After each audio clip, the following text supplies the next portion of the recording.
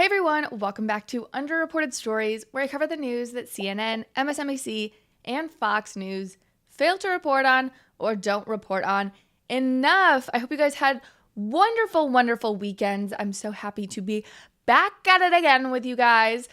What did I do this weekend? Well, my best friend in the whole world got engaged. That was, oh my gosh, so exciting. I've known her since 6th grade, and I've known him since kindergarten. And they've been together on and off for like 15 years. It's crazy. And so to watch my best friends get engaged was so cool. Sorry, that was misleading. I didn't actually get to watch it. They live in Chicago. But just to know that it was happening, to see it, the pictures happen, to get the FaceTime, I don't know about you guys, but like getting that call, like knowing that you're about to get engaged or knowing that your friend is about to get engaged is just so freaking exciting. So that really made my whole weekend. Couple that with, I told you guys Thursday, it was my fiance Jake's birthday and his best friend came in town. It was a blast. Yeah, it was a really good time. I'm trying to think what else I did. Just kind of hung out. Oh, wait, okay. So when Shafe, who is Jake's best buddy, came to town, we also decided to do a fantasy football team league. And guys, I'm not that great. How do I put this? I have dumb luck when it comes to picking football games. I just pick the team that I'm like, I guess I see that. And because I don't know too much, sometimes it doesn't cloud my judgment. But in general, like fantasy football, certainly not my thing. I wouldn't be good at it. And so I decided to draft a celebrity team. And I drafted Alex Earl, who's like a TikToker, her boyfriend Braxton Berrios, who plays for Miami, doesn't really play at all. I picked team or players that used to play for my college football team, Michigan State, even though I'm pretty sure one of them is on injured reserve. I was just an idiot picking people that I knew. Travis Kelce. I'm trying to think who else is on my team that's just funny and stupid. But I was just having a blast with it, and everyone was like, Chrissy, this is so dumb. But watch, I probably won't come in last place. I probably won't because I just simply don't care. But do you guys do fantasy football leagues or drafts like that? I feel like there is a weird intersection in the audience that I have, especially on YouTube, where y'all don't really like sports that much. But believe it or not, I am actually a big sports girl. I like the college sports better, but I do spend a decent amount of time, especially on the weekends, watching sports. Jake's a big sports person, so, we do that. But on a note about my draft, so I finished drafting, and Jake said, he was looking at me, he's like, I'm shocked you didn't draft Harrison Butker. And if you guys don't know who Harrison Butker is, he is the kicker for the Chiefs, and he's very relevant in the political, cultural realm because back in, I believe it would have been May, he gave a commencement speech at Benedictine University, and he said things along the lines of, my wife's most happy being a homemaker. I think the best job you could ever have is being a mom. And he was very condescending towards the Biden administration and its abortion plans, which justifiably so. And so he had kind of drawn the ire of a lot of people. And then the day after, Jake said, I'm shocked you didn't draft Harrison Butker. This story came across my desk. It reads it's an article from the Daily Wire that says the NFL gear sales show that Harrison Butker, this kicker, sold more jerseys than Travis Kelce, despite all that backlash. So I saw this, I'm like, that is so funny. That speech upset so many people, especially those left-leaning Swifties who do feel this weird kinship with the Chiefs because their Lord and Savior, Taylor Swift, is dating Travis Kelce. So I know they feel this kinship, and then they felt disappointed by the team because Harrison Butker had a different opinion. And the guys, Pat Mahomes, Travis Kelce, they were like, yeah, you do you, Harrison. We're not going to stand in the way of your free speech. But I think what I noticed from this story, which again was onset by my stupid fantasy football draft, was this is such a good philosophy playing out right now. If you felt like myself, like you were in the minority online after that whole Harrison Butker thing came out however many months ago. This story showcasing that there are more jersey sales of somebody that was courageous in his speech. To me, it showcases that if you feel like you're the minority online, you're probably in the majority in real life. Most people, dare I say, aren't chronically online having mental breakdowns about the comments from an NFL player's Christian commencement speech. Instead, I think the majority are silent and supporting a man who had the courage to speak out and speak truth. So I say all of that to say, have faith. Just because you don't see people sticking up for Harrison Butker online or sticking up for our values online doesn't mean there aren't a lot of people that think that way. But anyway, I digress. Let's get into our docket for the day. So we have a couple of underreported stories about the man, Ryan Routh, who was caught attempting to assassinate, delete, whatever word you want to use, Mr. Trump. We also have 2 stories about illegal immigration, including the horrific death of a St. Louis police officer at the hands of an illegal immigrant. We will get into the details of that as well as my thoughts. And I'm also, at the end of this show, going to expose the NFL's voter registration partnership as the sham/scam that it is. And, oh gosh, and we also have a random racism segment at the end of today's show, which is always a blast. So, without further ado, let's get into the 5 underreported stories that you need to know. And the 5 underreported stories that you need to know are brought to you by my merch line, Based Apparel. If you don't know what based is the opposite of woke. It means you're based in logic, based in truth. All around, being a based person is being an awesome person. And I've got to say, I hate coming across as asking for your money, but ultimately, I'm an independent journalist and I could have created a paywall content. I could have created donation boxes, but this is something I love. I decided to create these hats because I personally love them. And I think it makes a great gift to a base person in your life. So if you want to support this show, if you want to fund my independent journalism, please consider purchasing from basedinlogicapparel.com. If you want to go support the show, it is linked in the show notes. Okay, let's get to our first story. My gosh, I have this weird itching sensation just at the top of my nose. And I don't know if there's like a feather or sometimes when my nose gets really cold, it also gets like itchy. And it is freezing in this apartment. Jake loves to keep it at like 2 frickin' degrees in here, I swear. So I'm shaking. I actually have a Snuggie in the corner of my studio because I'm constantly wearing my Snuggie. It's always so cold. But anyway, let's get to our first story. So I'm assuming by now I don't need to go into the second Trump assassination, the whole story. We all know how freaking insane that was. But the update of this story is that the man who was arrested in connection with that, his name is Ryan Routh, and Ryan Routh's son was taken into custody today on federal charges of possessing child pornography. Now, if you are in the listening audience, you are a privileged person because I could say any word and I probably won't get censored. But because of different advertising guidelines, I do just need to say the word corn instead of the word porn, just to keep those advertisers happy. We are running a business here, even though we fundamentally disagree with having to censor ourselves. But let's get into the details of this story. Investigators say they discovered hundreds of files with child porn during a search of, his name is Ryan Routh, that's the son, when investigators were searching Ryan Routh's residence in North Carolina on Saturday. Investigators say that this was conducted in connection with an investigation unrelated to child exploitation. But also, you'll note that this was unrelated to the investigation into his father, which is weird. The article goes on to say the 2 charges he faces include receipt of child porn and possession of child porn.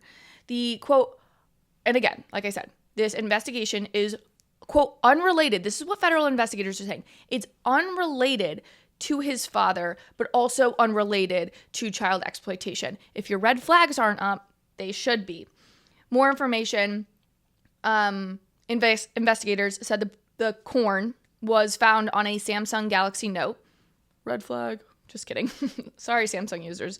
But investigators say that they found the corn located inside of Ryan Routh's primary bedroom in his residence, as well as another Galaxy Note device in his possession. A review of SD cards, so like the little micro cards that would hold information, revealed that it contained hundreds of child corn files. Oh, this is so tragic and disgusting. It breaks my heart for the children, of course. Like, that goes without saying. Sometimes I feel like, you're a podcaster and you have a platform, so you need to say things. But, like, duh, I feel like I don't need to say that part. You just know my heart, and you know that who would ever be in favor of this. So I'm just going to get to my actual thoughts, my actual analysis of this, which is that being raised, Oren, I believe his name is, being raised by a sick man breeds sick men, right? Fathers play a very, very important role in their sons' lives. And so I don't want to negate the son's actions or negate his responsibility in all of this, because he should still be held to account. These actions are reprehensible. He is responsible for that. He's guilty as fuck, let's be honest. And it's disgusting. But looking at the whole picture of his father being so sick and so twisted and deranged to attempt to delete a presidential candidate and a former president, you have to imagine that this is in part the result of a very sick family. Also, I want to talk about what I was alluding to earlier about this belief that this was a completely unrelated investigation, because I don't believe that for 1 second. Hear me out. I'm going to put my conspiracy theorist hat on. I'm actually not. I gave it to my friend Carly this weekend because she looked so cute in that conspiracy theorist hat, which you can get at Based Apparel. But anyway, I'm going to put on my theoretical conspiracy theorist hat and say this idea that the investigation was unrelated to Ryan Routh's father, and also unrelated to any investigation related to child corn, I'm going to call bullshit on that. Because that makes me think the FBI was onto this assassination attempt the whole time. Because this whole family should have been on the radar of intelligence officers this whole time. And now, after he was caught, the dad, I should say, now all of a sudden we're doing something about the whole family. These people, there's multiple of them with serious infractions. Why wait until a president was almost shot? Unless that was the hope. There are lots of people online saying, I'm not the only one, that the note, which is a note that the dad, Ryan Routh, left for his friend, saying that he was intending on deleting President Trump and he was going to do that, and also he would have given anybody a $150,000 bounty on Trump's life.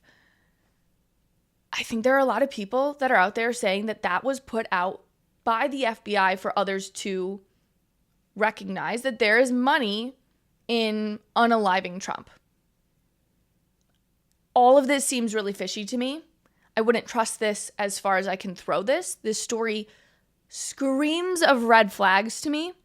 And I don't want to hear anything about me sowing distrust or any of that garbage, because the Justice Department, the U.S. Attorney's Office, the prosecutors on this, they don't deserve to be trusted.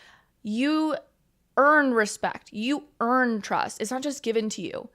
And you have none of mine, just for the record, whatever that's worth to you. But anyway, I want to get to our next story, which also has to do with this alleged assassin. Sorry, my camera's acting a fool right now, so I'm trying to update it on my phone to make sure everything is still rolling clearly. That's why I'm distracted looking at my phone. But let's get into our next story. So, I don't know if you guys know who famed lawyer Alan Dershowitz is, but he's a former Harvard Law School professor, and he is in his elderly age. He's got a podcast, and he's such a great legal mind, regardless of whether you agree with him or disagree with him, you have to admit that Alan is just a great legal mind. And he came out and said that the feds may not be able to prosecute Ryan Routh, that would-be assassin, for attempted assassination. And when I saw this headline, I was like, what the fuck?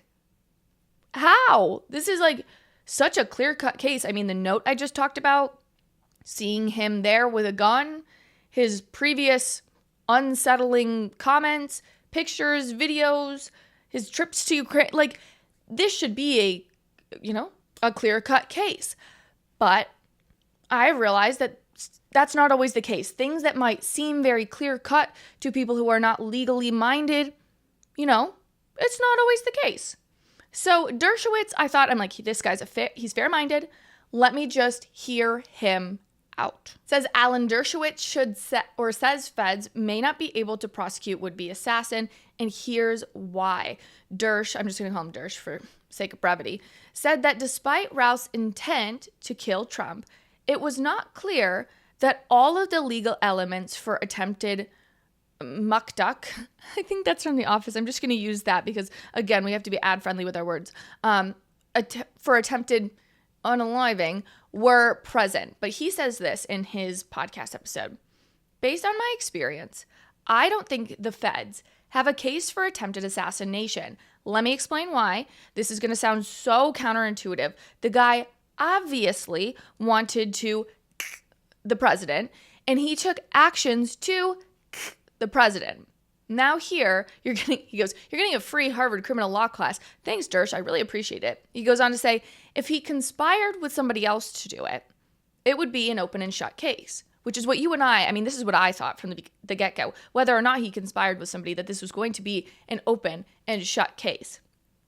Dersh says, if he conspired with somebody else to do it for conspiracy, to charge for conspiracy, all you need is an agreement to the president or try to the president. And he did certainly agree with himself. He certainly made up his mind. We have the evidence, the letter saying, I want to the president. I want to the president. I tried, I failed. I'm giving $150,000 to anyone who succeeds. So if it were conspiracy, it would be a clear case. Conspiracy to assassinate the president, open and shut. But it's not an open and shut case for attempt. So what he's doing is he's differentiating us the difference between conspiracy to assassinate and attempted assassination. Again, I'm very dubious of this because I'm like, he was there with the pew-pew. But let's keep reading, figure out what Dersh has to say.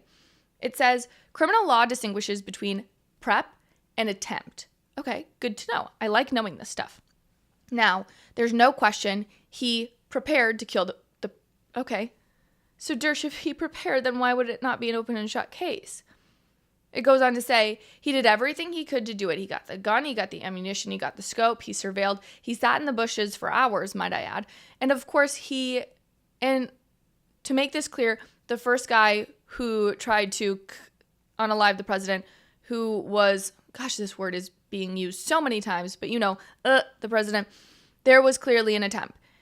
He fired a gun. They're talking about Thomas, the last guy that attempted to unalive Trump. It is so hard to talk in not normal language. I freaking hate this. Please shop my apparel so that I don't have to go by these guidelines, please. Okay, goes on to say, the previous shooter, the first one, aimed at the president, fired at him, and hit him in the air. The clearest possible case of attempted murder. He never had the president in his line of fire, though. This is the new guy, the second guy, Ryan Routh.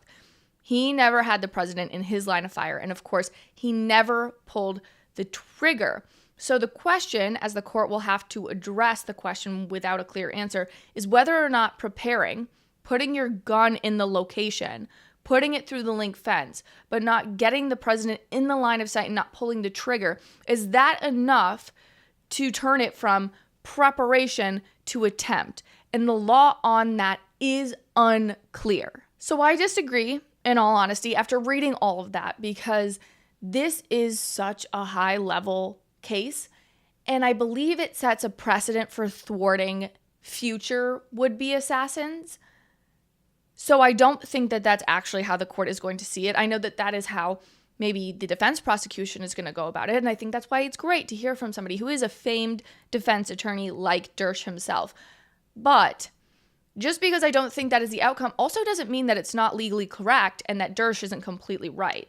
Because obviously, I don't know about you, but I personally would be very upset with the idea that this obvious would-be assassin might get off the hook for assassination, right? Although I do think it's almost without a doubt that he's going to be put away for gun charges. But the truth is sometimes I just need to check myself and be like, you know what? The laws are the laws. And it doesn't matter whether we like the laws or that the laws we do or don't like produce outcomes we don't like, right? I think most of the laws are in place to provide due process to people, and weaponizing the justice system against anyone, whether they seem or feel guilty or not, is harmful. And conservatives, I mean, y'all, us of all people, we should know this, especially after what we've seen with these insane prosecutions of Trump in New York and in D.C. So I think it's just important that we talk through these stories and try to get in the mindset of a lawyer, because we need to be prepared in the case that this guy does get off on assassination attempts. And if he does, if he gets off, plus it's the result of the justice system working properly, I might wish that the results were different, but I still will respect the justice system, even if it doesn't come out 100% favorably. I hope that makes sense. I hope you guys can agree. If you disagree, please respectfully duke it out in the comments and let me know your thoughts on it. But let's move on to our third story. Incredibly sad. I'm very, very sad to be reporting this today, but an illegal immigrant who was arrested in a drunk driving crash ultimately killed a St. Louis police officer. Ramon Chavez Rodriguez is a 24-year-old Honduran national who was on probation for beating a woman he lived with, and then he drove drunk into a police officer. So here are the deets. This illegal immigrant was driving 71 miles per hour, which was 16 miles per hour over the speed limit, when he struck St. Louis Police Department officer David Lee. David was responding to a separate crash on the side of the road, and this illegal immigrant drove past him, striking him. He was an 18-year police veteran who died hours later after being hit.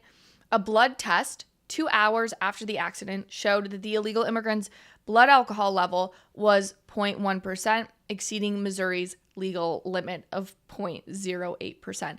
I don't know why. This isn't the Free Beacons problem in their reporting. It's just like funny to read it. Oh my gosh, this is a horrible, tragic story. And the thing that we're focusing on is the fact that, it was illegal for his BAC to be at 0.1%. It was illegal for him to be in the country in the first place. How about we focus on that? Because this could have been prevented. People are going to say, it could have been prevented if, he didn't drink and drive. It could have been prevented if he wasn't here. Just saying. Goes on to say, Chavez Rodriguez was charged with a DWI, resulting in the death of law enforcement personnel, speeding and driving without a valid license, for obvious reason. He remains jailed without bond, and federal authorities are handling his immigration status. I hope he is deported.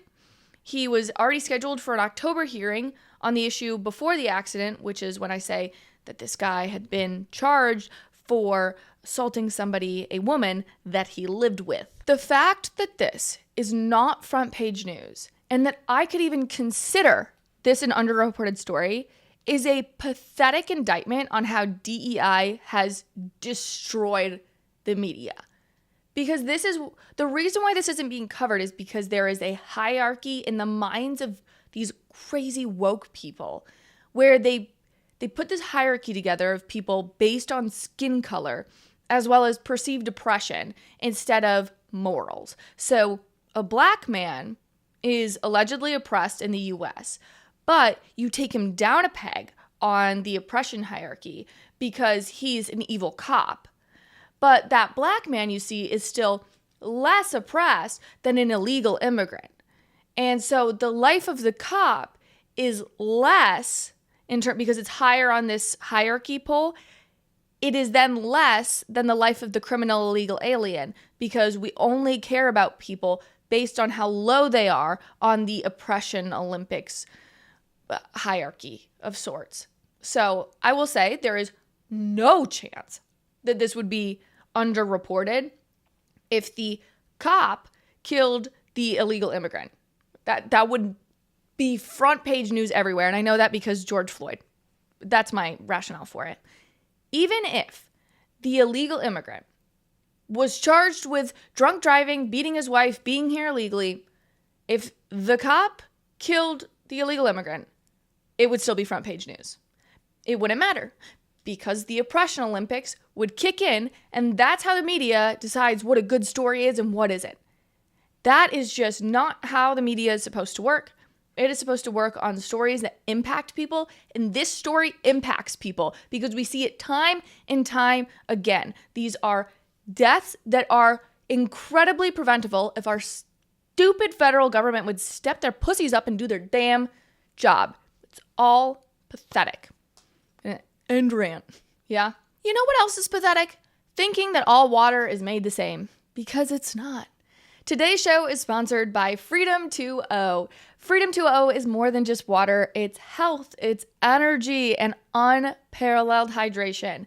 Freedom 2.0's water goes through an advanced 8-step filtration process, including reverse osmosis, UV light purification, and an infusion of 432 hertz, which is the healing frequency of the body. This is not just water. It's clean. It's a pure source of life. Unlike other drinks loaded with sugars, fillers, and artificial junk, Freedom 2.0 is your ticket to pure, sustained energy without the crash. So don't settle for less. Experience the clean, pure power of Freedom 2.0. Click the link in my show notes and hydrate smarter today. Our next story is out of Chicago, and it's a pretty crazy one. So teachers in Chicago were reportedly told to pass illegal migrant students into the next grade, regardless of their academic performance. In an interview with a Chicago radio station, elementary school teachers said the district told them to give migrant students a 70% grade in each subject and pass them to the next grade, even if they didn't hit the necessary criteria. That is so appalling in so many ways. We'll get into it. But I want to highlight the story of one teacher who had to deal with this, because it's not just about the students. It's not just about the American students. It's about the teachers as well. So one teacher, in an interview with a local Chicago news outlet, said she had to use Google Translate and the school's Spanish teacher just to communicate with a migrant student for the entire year because the student didn't know English. So, of course, these kids can't pass classes. They don't even speak the language. And where the hypocrisy lies in all of this, and I'm actually doing almost all of this reporting without an article because I'm so passionate about this and I know most of this off the top of my head, but where the hypocrisy lies in this is I remember the CEO of Chicago Public Schools, his name is Pedro Martinez. He insisted that migrant students would be held to the same standards as American-born students, and that is clearly a lie. But this is why they're doing it. Always look for the incentives and look at where the money is coming from. It is not for the lack of funds, okay, that the students are failing, because Chicago Public Schools spends more than $34,000 per kid to see crappy test scores and lie about student success rates. And then also, the incentive to keep these kids in the public schools is that the Chicago Public Schools get paid for having kids in the classroom. This is like across the board, most public schools. It's why you see the teachers' unions lobbying for the eradication of private schools, because the more kids you have in the public school classrooms, even if they're failing public schools, the better. The public schools get more funding for having these kids in the failing schools, regardless of the outcome. It's just about getting the teachers paid or getting the school district paid. Sometimes it's not even about getting the teachers paid. It's just about getting the school paid in general. So That's one aspect of it. Then you have to take on the very humanistic aspect of it, which is that regardless of whether you think these migrant kids should be in America or Chicago or not, it is so wildly unfair to any child to put them in a school system or any system where they don't speak the language, there's not a single resource for them, and they're just passed and told to continue rising through the ranks for failing epically. And it is not contingent on the American taxpayer or on our public school systems to create those resources for them. This is not on the teachers. It is on our local government, our state government, our federal government to say, if you don't speak the language, if we don't have classes or charity for students in order to learn the language and then succeed, you probably don't belong taking resources away from kids who desperately need it. I think that's a fair assessment. I actually think it's quite bipartisan. It's not just about the kids, right? It's not even about the teachers. I think all of this isn't even about hurting American kids or taking away things from American kids. It's not even about helping these migrant kids. It's about forcing every aspect of the government, including public schools, to adhere to this political and social narrative about illegal immigration that only ends in harming the migrant children, harming the American kids by diverting resources and attention away from them, and harming the teachers by distracting them from doing their job well. All around, total epic failure. Of course, am I even shocked? It's an American public school. I shouldn't be shocked at all. It's freaking bats. But for time purposes, I want to keep moving on. So let's get into our final story, which is lighter, but also very research heavy. So the NFL promised to team up with nonpartisan organizations to register voters. But their entire list of nonpartisan organizations are actually left-wing organizations. So on the NFL Votes webpage, the league explains that they launched this effort back in 2020, shocker, in a league-wide nonpartisan initiative to encourage civic engagement between the players, legends, clubs, league personnel, and fans. And what it resulted in is a bunch of left-wing organizations overtaking this effort. And so if you go through all of the different organizations that the NFL has partnered with, they're incredibly left-leaning, so we're going to expose them today. The oldest of the groups in there is an organization called Rock the Vote, which started in 1990, and its key claim and claim to fame was helping push through Obamacare. And its leadership of the organization Rock the Vote is filled to the brim with Obama operatives, Democratic donors, and left-wing supporters. Then, my personal favorite, Voto Latino Action Fund. This group was launched in 2013 and is closely connected to Democratic Representative Alexandria Ocasio-Cortez of New York. Also, the Obama administration HUD Secretary Julian Castro is listed as a senior advisor. Not to mention, I did a whole reel about this a couple months ago. The Voto Latino organization offered $1,000 to Hispanic people who had once voted for Donald Trump and were planning on endorsing Kamala in the upcoming election. They put ads out on Craigslist to get that done.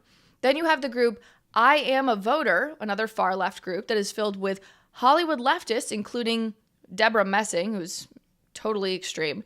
And along with that, you also have Mandana Dayandai. I'm not sure who that is, but I guess this person is a notable leftist in the fashion industry. This entire operation has never once supported any moderate or conservative Republican candidate.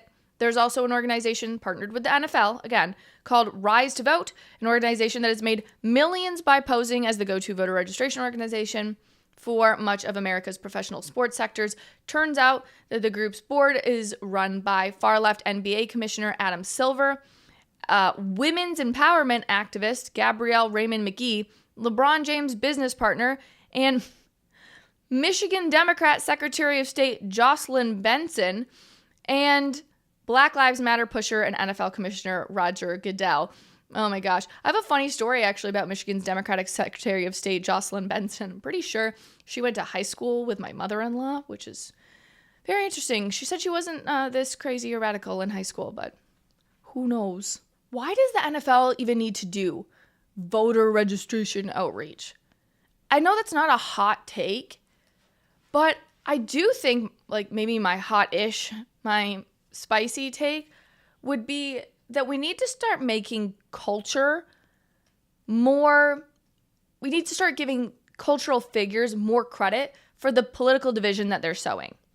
I think culture being politically divisive is worse than politicians and politics being divisive in and of itself, because politics has always been divisive. Go back to some of the very first political ads made in this country and far beyond that. Politics has always been wildly divisive. That is the point. There are two parties or there are multiple parties competing against each other. It is a competition. Competitions are inherently divisive. What is new about divisive politics is how everyone is in on it and everyone is talking about it. And so I'm not here to say, I'm not trying to silence people, okay? I'm just saying, if you don't want politics to be divisive, don't talk about it. Or don't talk about it as much. Or don't make it your whole personality. Just talk about, or perhaps I should say, don't talk about it in sports. Or don't talk about it in the movies. Stick to making the movies about the movies, making sports about sports, and leave politics to politics. And I don't say that, again, because I'm interested in censoring anybody. I understand that there's an argument to be made that people speak out about this stuff because they feel very passionate about it. But I actually think that that argument can be combated quite easily by saying that it takes a lot of humility to shut up. It takes a lot of humility to recognize that we don't need every athletes or singers or the NFL league. We don't need everyone's opinion on voting. That's not advocacy for silencing people or censorship of any kind. It is advocating for humility and knowing your place in society. Let's leave the politics to the politicians. And if you would like to address it, realize that you are partaking in something that is inherently divisive, and that divisiveness should be left to politics and politicians. Do you get what I'm saying? I feel like I hope you understand, if that makes sense. I hope you get the sentiment that I'm trying to explain. Maybe I did a bad job at it, but I think I did a pretty good job. I don't know. Let me know in the comments. Anyway, today's show is not over, but before we get into our final segment, can I ask a favor of you? If you guys love this show, if you watch it on YouTube, Rumble, X, or Facebook, which we recently started doing, will you please just be sure to like this, subscribe to this channel, and share this video with a friend? It would really help me out. If you're in the listening audience on Apple, Spotify, will you please give this podcast a 5-star review and be sure to tag me on Instagram when you're listening to the episode so I can cross-post you and get to know you better. And speaking of getting to know people, if you're interested in joining a community of underreported stories, story seekers, I actually have a channel on Instagram that is totally free that allows us to communicate with each other. So when you go to my Instagram channel, you'll see a tab at the top that says Story Seekers. And at the top of my profile, you can join that group for free, like I said. And in there, you can respond to polls, questions, get inside information on the show, my life, and so much more. It helps us build community and helps me know what you guys want to talk about. So thank you so much for doing that if you're already in there. Thank you so much for taking those actions, because I'm seeking to grow this social media presence, and podcast numbers. So thank you so much. But without further ado, let's get into random racism. Random racism. It's now considered racist to tell people that consuming poisonous foods that aren't even real foods, think like Oreos, Cheetos, ultra-processed foods like that, telling people that those foods are bad for them, that is considered racist, because lower income people can't afford organic or whole foods. And the apparently not racist people of the world are so not racist that they've made Black and low income synonymous, which is how we got to the idea that the inability to afford certain foods is racist, which is actually the real racism at hand here. But I digress.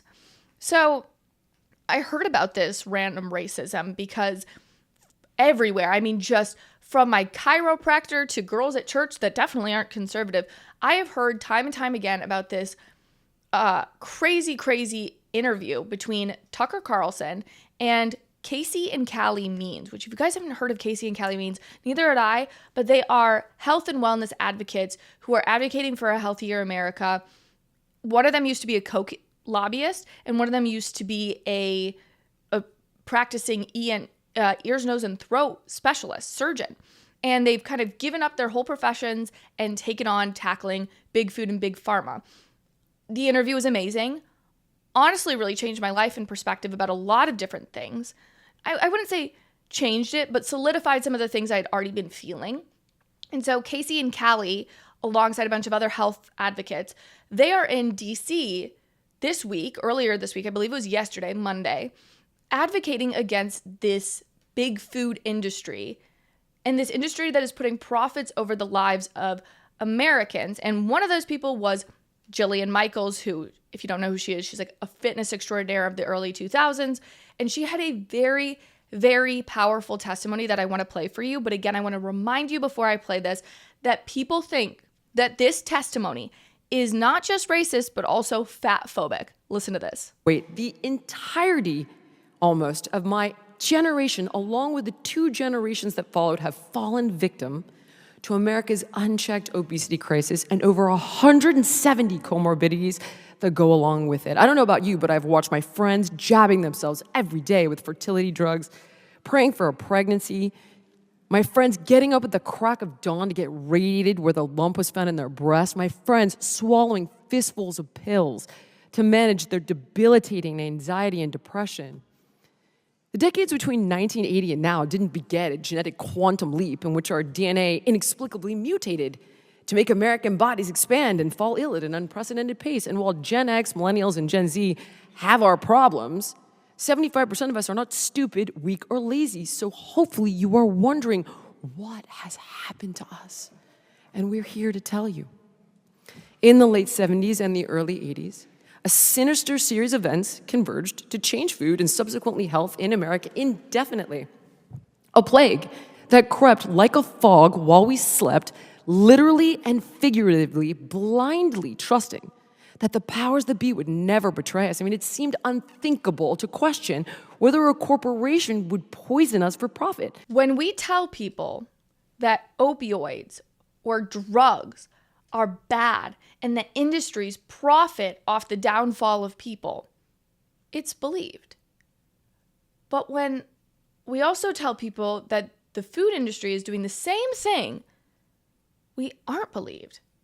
And I think that some of it comes from conservatives having this view that we need to follow a free market system. And I'm definitely in your boat.